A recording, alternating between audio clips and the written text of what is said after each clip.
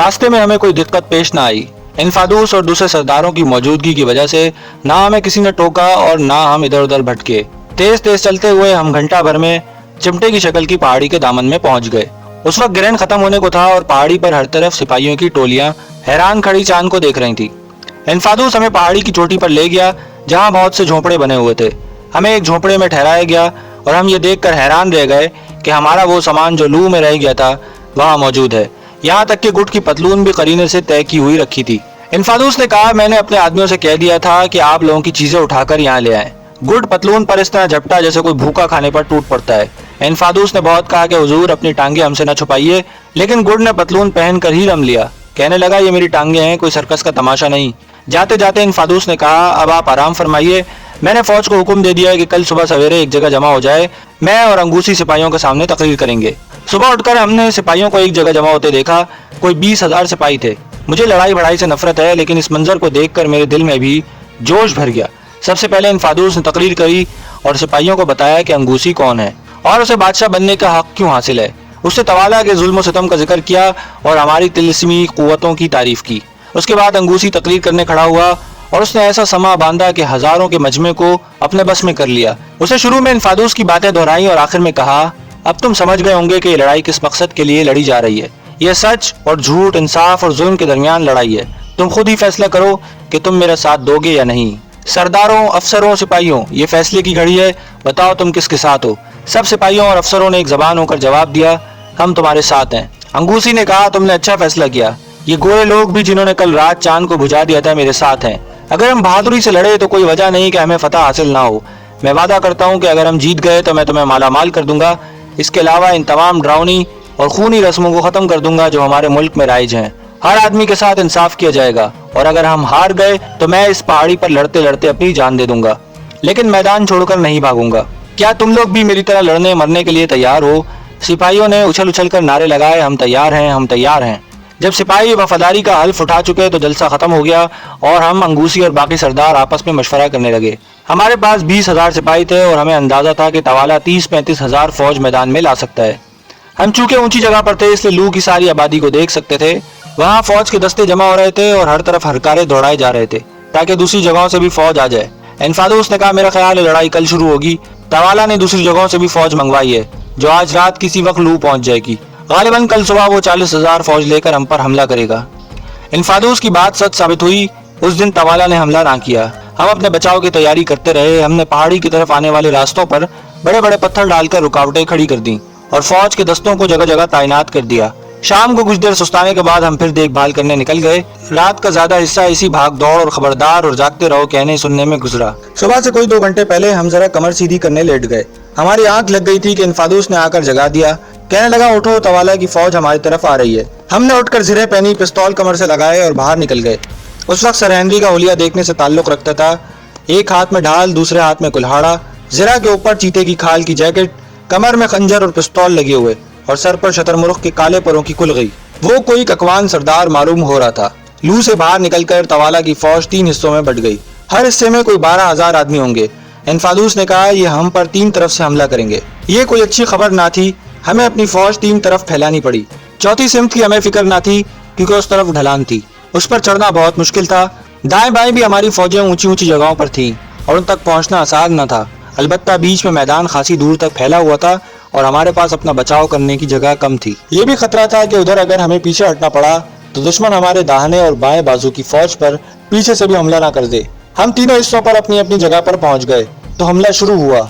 बाकी 2 अतराफ का मंजर तो हम ना देख सके, अलबत्ता बीच के मोर्चों में जहां हम खड़े थे हमारी नजरों के सामने इशारा पाते ही दुश्मन की सफों ने आहिस्ता आहिस्ता हमारी तरफ बढ़ना शुरू कर दिया। उन्हें ढलान चढ़कर हम पर हमला करना था, इसलिए वो भाग दौड़ करके खुद को थकाना नहीं चाहते थे। जब वो हमारी राइफलों की जद में आ गए तो हमने खूब फायर किए और 15-20 आदमियों को मार गिराया, लेकिन जहां हजारों का सामना हो वह 4 राइफलों से क्या हो सकता था। जरा सी देर में वो हमारी पहली सफ से टकरा गए।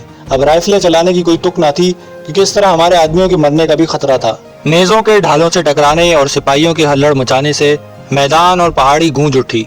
दुश्मन के सिपाही हो तवाला और हमारे सिपाही अंगूसी अंगूसी के नारे लगा रहे थे। जरा सी देर में पथरीली जमीन खून से सुरख हो गई। हमारे सिपाहियों ने बड़ी जीदारी से मुकाबला किया, लेकिन दुश्मन की तादाद इतनी ज्यादा थी कि हमें मजबूर होकर पीछे हटना पड़ा। पहली सफ के सिपाही पीछे हटकर दूसरी सफ में आ मिले जो 50 गज के फासले पर थी। देखते ही देखते दुश्मन तूफान की तरह दूसरी सफ पे भी टूट पड़ा। यहाँ भी बड़ी खूनरेज जंग हुई और आखिर हमारे बचे कुछ सिपाहियों को हटकर तीसरी सफ में आना पड़ा जो सबसे मजबूत थी। हालत खासी नाजुक थी, लेकिन अब दुश्मन के सिपाहियों में भी पहला सा दमखम ना रहा था। वो बड़ी तादाद में जख्मी या हलाक हो चुके थे। उन्होंने तीसरी सफ से टक्कर तो ली मगर उसे तोड़ने में नाकाम रहे। लड़ाई अब हमारे बिल्कुल सामने हो रही थी। नेज़े, खंजर और कुल्हाड़े चल रहे थे। सिपाही कट कट के गिर रहे थे। जख्मियों की हाय हाय और लड़ने वालों के नारों से कान पड़ी आवाज सुनाई न देती थी। यकायक सर हेनरी को जोश आ गया और वो कुल्हाड़ा लेकर मैदान में कूद पड़े। इन्हें लड़ता देखकर हमारे सिपाहियों ने नारा मारा, हमारा सुनहरी हाथी आ गया। उन्होंने इस जोर से जवाबी हमला किया कि दुश्मन के पांव उखड़ गए और हम उन्हें धकेलते हुए खासे आगे जा पहुंचे। हमारे सिपाही सर हेनरी को उनके सुनहरी बालों और पहलवानी जिस्म की वजह से सुनहरा हाथी कहते थे। इस वक्त एक हरकारा दौड़ा हुआ आया और मालूम हुआ कि बाएं मोर्चे पर भी दुश्मन को पीछे धकेल दिया गया है। ये सुनकर मैं और गुट खुश हुए, लेकिन अचानक दाएं जानिब से जबरदस्त शोर हुआ और हमारे सिपाही पीछे हटते और दुश्मन के आदमी पहाड़ी पर चढ़ते नजर आए। अंगूसी ने फौरन इन्फादूस की सफेद ढालों वाली फौज को, जिसे ऐसे ही मौके के लिए पीछे बिठा रखा था, दाएं मोर्चे वालों की मदद को जाने का हुक्म दिया।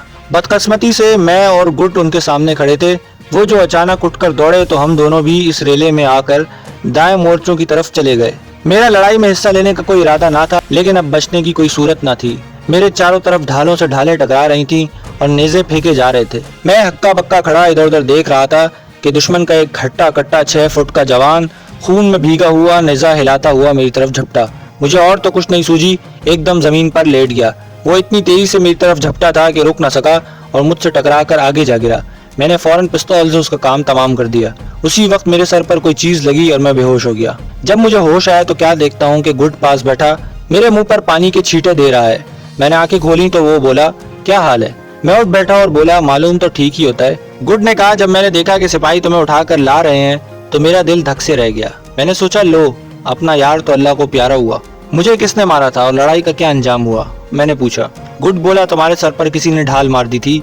लड़ाई का हाल ये है कि हमने दुश्मन का हमला पसपा कर दिया है, मगर हर तरफ कुश्तों के पुश्ते लगे हुए हैं। हमारे कोई 2000 और दुश्मन के 3000 आदमी हलाक हुए हैं। वो देखो, तीनों तरफ से हमारे सिपाही 4-4 की टोलियां बनाए अपनी जख्मी साथियों को उठा उठा कर ला रहे थे। पहाड़ी की चोटी पर जख्मियों के सिवा कुछ नजर न आता था। मैं और गुड सर हेनरी और अंगूसी की तलाश में निकले। वो एक कोने में खड़े इन्फादूस और दूसरे सरदारों से सुलह मशवरा कर रहे थे। मुझे आता देखकर सर हेनरी ने कहा, शुक्र है तुम आ गए। मेरी समझ में नहीं आ रहा था कि अंगूसी क्या कह रहा है, जरा पूछ कर बताओ। इस वक्त हाल ये था कि हम दुश्मन का हमला हर तरफ से पसपा कर चुके हैं, मगर तवाला के पास अभी काफी फौज है और शायद उसका इरादा यह है कि हमें चारों तरफ से घेर कर बैठ जाए। मामला गड़बड़ है, मैंने कहा। सर हेनरी ने कहा, हाँ हम बड़ी मुश्किल में फंस गए हैं। पहाड़ी पर पीने का पानी खत्म हो चला है। इन्फादूस बोला, पानी ही नहीं, हमारे पास खाने को भी कुछ नहीं। शाम तक भूख प्यास से बुरा हाल हो जाएगा। तवाला सुबह हमें आजमा कर देख चुका है, अब वो दोबारा हम पर हमला नहीं करेगा। उसके बजाय वो हमारे इर्द गिर्द घेरा डालकर बैठ जाएगा। आज का दिन तो खैर जैसे तैसे करके कट जाएगा, कल हम क्या करेंगे? मेरे ख्याल में अब लड़ने के सिवा कोई चारा नहीं। तुम्हारी क्या राय है? मैंने सर हेनरी और गुट से सलाह करने के बाद जवाब दिया, हमारी राय में हमें आज ही और अभी हमला करना चाहिए। कल तक हमारे सिपाही भूख और प्यास से निढाल हो चुके होंगे। हम अगर ये जंग जीत सकते हैं तो सिर्फ आज के दिन। इन्फादूस और दूसरे सरदारों ने भी मेरी राय को पसंद किया। इन्फादूस ने कहा, आखिरी फैसला अंगूसी का है, जो बादशाह की राय वही मेरी राय। अंगूसी कुछ देर सर झुकाए सोचता रहा, फिर उसने कहा, अब दोपहर हो गई है और मैं चाहता हूँ कि सिपाहियों को कुछ देर सस्ताने का मौका दिया जाए। हमारे पास ज्यादा नहीं तो एक वक्त का खाना तो जरूर है। सहपहर को हम हमला करेंगे। मैंने हमले का मंसूबा तैयार कर लिया है। तुम देख रहे हो, ये पहाड़ी जिस पर हम खड़े हैं 2 शाखा है और इसकी शाखों के दरमियान ये तंग सा मैदान है। सहपहर को चचा इन्फादूस की सफेद ढालों वाली फौज इस मैदान में आगे बढ़ेगी, जैसे हमला करने वाली हो। उसकी पेशकदमी को रोकने के लिए तवाला फौरन अपनी फौज मुकाबले में भेजेगा, मगर ये मैदान तंग है और दाएं बाएं पहाड़ियों की शाखों पर हमारा कब्जा है, इसलिए दुश्मन की फौज पूरी ताकत से हमला नहीं कर सकेगी। जब तवाला की तवज्जो उस मोर्चे पर होगी तो हम थोड़े से आदमी पहाड़ी छोड़कर अपनी बाकी फौज को चोरी छुपे पीछे से उतार कर 2 हिस्सों में बांट देंगे। एक हिस्सा दाएं तरफ जाएगा और दूसरा बाएं तरफ। ये लंबा चक्कर काट कर खेतों में छुपते छुपाते यकायक दुश्मन के दोनों बाजुओं पर टूट पड़ेंगे। इस तरह दुश्मन की सफों में खलबली मच जाएगी। एक दफा उनके पांव उखड़ गए तो हमारी जीत यकीनी है। अंगूसी का मंसूबा हम सबको बहुत पसंद आया। अब फैसला यह हुआ कि सर हेनरी इन्फादूस की फौज के साथ बीच वाले मोर्चों पर रहेंगे और मैं अंगूसी के साथ पहाड़ी के पीछे से उतरकर बाएं तरफ जाऊंगा। गुट को दाएं तरफ जाने वाली फौज के साथ रहना था। दोपहर को सूरज चमक रहा था, सिपाही सुस्ता रहे थे। मैंने दिल में कहा, पता नहीं आज शाम तक इनमें से कितने जिंदा बचेंगे। असल लड़ाई अभी होनी बाकी थी। हम सब ने मिलकर खाना खाया। जब हमले का वक्त आ गया तो गुड ने हम दोनों से हाथ मिलाया और कहा, अच्छा दोस्तों, खुदा हाफिज। मुझे दाएं तरफ से हमला करने वाली फौज के साथ जाना है। खुदा जाने अब मिलना नसीब हो या नहीं। मेरी आंखों में आंसू आ गए। सर हेनरी ने कहा, मुझे अफसोस है कि तुम्हें मेरी वजह से ये दिन देखना नसीब हुआ। खुदा तुम्हें सलामत रखे, मुझे अपनी फिक्र नहीं। हमले से जरा पहले मंसूबे में कुछ तब्दीली आ गई और वो ये कि इन्फादूस की फौज की मदद के लिए 2000 सिपाही और अलहदा कर लिए गए। इनको इन्फादूस की फौज के पीछे रहना था ताकि अगर दुश्मन का किसी जगह दबाव बढ़ जाए तो वहां कुमक भेजी जा सके।